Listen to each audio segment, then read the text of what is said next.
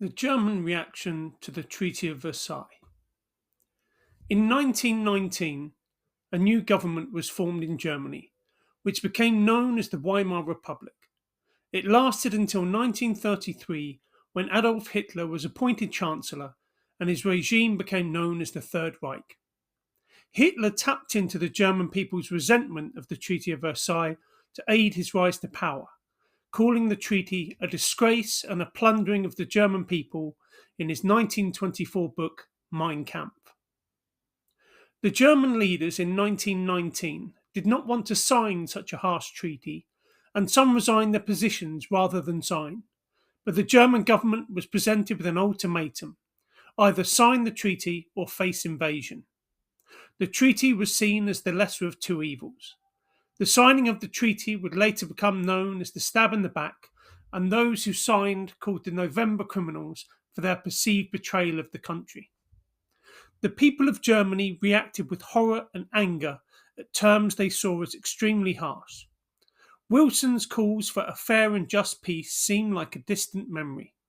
Since Germany had not been part of the discussions at the peace talks, the treaty was viewed as diktat, a dictated peace.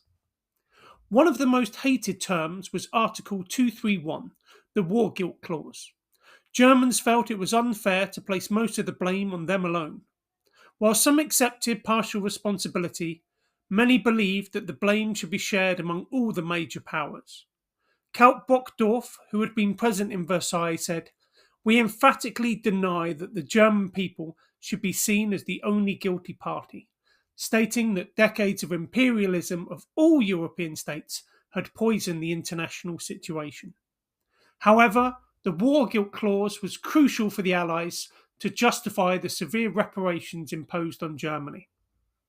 These reparations felt crippling, especially as Germany's economy was already in crisis.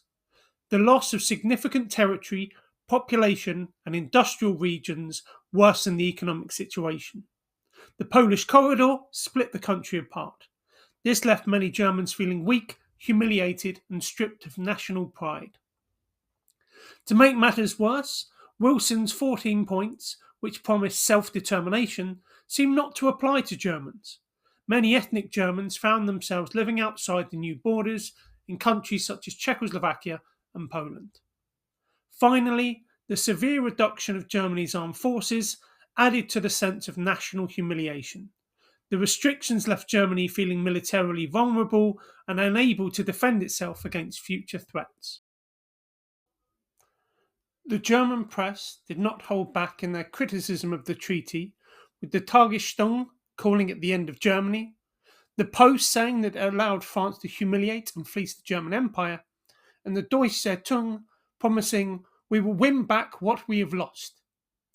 An understanding of the reaction of the German people to the Treaty of Versailles is not only relevant for questions related to the treaty, but also as background for why Hitler was able to exploit people's resentment to the treaty for his own gain. Questions related to the German reaction to the treaty often come up on the exam.